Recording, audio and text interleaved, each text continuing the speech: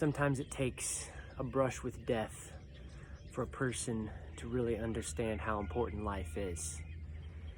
And that happened to Miss Norma. She had cancer, and the doctors told her there was no way that she was going to live. And as she looked at her life and all of her accomplishments and the things that she had done, she realized how blessed she was. You see, Miss Norma was born into a poor Arab family.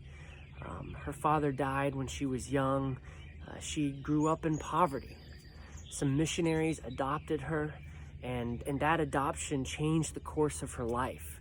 She was able to learn several languages. She went to good schools.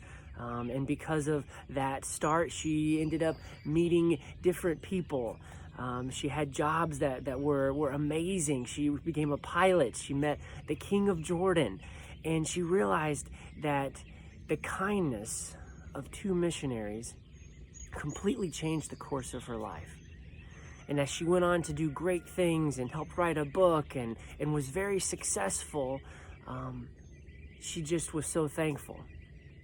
But then when she got cancer and realized that her life was probably going to be over, she looked back at her life and she wondered, what have I done to help other people in the way that I've been helped?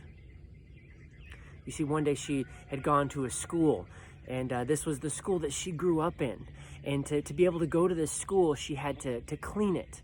And in her culture, in that town, first off, it was bad to be a Christian. And second off, it was really looked down on to do any kind of manual labor.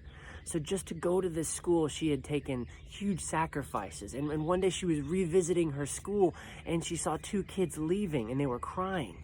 And she said, why are these kids crying? And they said, well, they can't afford to stay here, so we're sending them home. And Miss Norma's heart broke. And she said, how can you punish these children for their poverty? And then she realized what she needed to do with the rest of her life. And even though she knew she only had a little bit of time left, she said, I'm going to dedicate every single minute for the rest of my life to helping children, to helping them go to schools, to giving them clean water, to giving them safe places to sleep at night. And God heard that promise. And the cancer went away.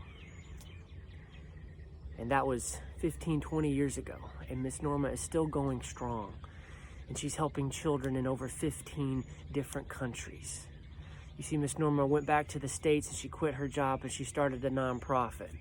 And that nonprofit is called Restore a Child. And it helps children all across the world. If you go to her Facebook page or you go to the Restore a Child website, you'll see stories about how kids are drinking clean water and sleeping in safe beds and eating food and going to schools. And with the COVID pandemic hurting economies worldwide, no one has been hurt worse than orphans in these third world developing countries. And Miss Norma has been pleading for people to continue to donate and to even up their donations, because these kids are struggling with having enough food to eat. I mean, we're all tightening our belts a little bit, but most of us in America, even though we're tightening our belts, we got plenty of food. But there are these little kids that literally they're dying because they don't have medical attention or clean water or food. And so today the hero I want to point to is Miss Norma, who dedicated the rest of her life to helping these kids.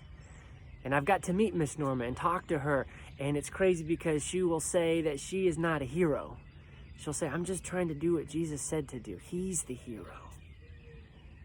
And so I want to challenge you to step up and go to Miss Norma's website. Go to Restore a Child and just donate some money. Sign up and donate $5 a month, $10 a month, $100 a month. Because whatever you do, I mean, there is very little overhead in this organization. My wife and I, we support Miss Norma. And we believe that Jesus said, you know, when you help the least of these, you're helping me. And Miss Norma needs more people to step up and help. And so this whole last couple of days, we've been talking about great heroes from history, men and women who have done great things in their time. And many times we look at our day and age and we're like, wow, well, I don't have the chance to do great things. But yes, you do. You can support Restore a Child, and you can give a kid a clean glass of water. You can give a girl a safe place to sleep at night where she doesn't have to worry about being kidnapped and sold into sex slavery. You see, Harriet Tubman just helped one slave at a time. You see, all of these great people, Martin Luther King, he just gave one sermon at a time. He just did one little thing at a time. And if you look at our greatest heroes, Abraham Lincoln, he just did one little job at a time. And when we look back on the lives of these great heroes, whether they're Miss Norma or Lafayette or Lewis and Clark, their lives, the greatness of their lives was just one small step at a time. And you can make one small donation, one small step. And I have no idea exactly who my donation helps, but I know that it does. Because I know Miss Norma, and I know that she has a heart of gold. And I know that she's doing everything she can to help kids all across the world. Kids from Africa to Tanzania, Indonesia to Chad. I mean, these kids are being helped because of her. And she can't do it on her own. She needs your help. So today I just challenge you to step up and do a little thing. Don't be epic. Just be kind. Go to Restore a Child. Read the stories. Pray about it. Commit to helping these kids. Because they need it. They need it. Because whatever we do, whatever your religion is, whatever you believe, James says, pure religion is this: looking after orphans and widows. That's the Good Samaritan. That's the gospel. You know, there's a story where Jesus says, he comes back and he's talking to the good people and the bad people, and he doesn't talk about people who kept the Sabbath or people who paid tithe or people who went to communion or people who, whatever your thing is. He says, you fed me, you clothed me, you met me in prison, you took care of me when I was sick. And everyone's like, what are you talking about? I never met you, I never helped you. And he says, yeah, whenever you helped anyone in need, you were helping me. It's crazy. Jesus doesn't talk about the things in our religion that we think are so spiritual. He doesn't say, you read your Bible all the way through. He doesn't say, you preached sermons for me. He doesn't say, you did that. He said, you helped me. So today I'm calling you to step up and be a hero. Help Jesus. Help Miss Norma. Help a hungry kid. And donate to Restore a Child. Because the more we give, the more we get. But it's not about what we get. It's about helping those kids.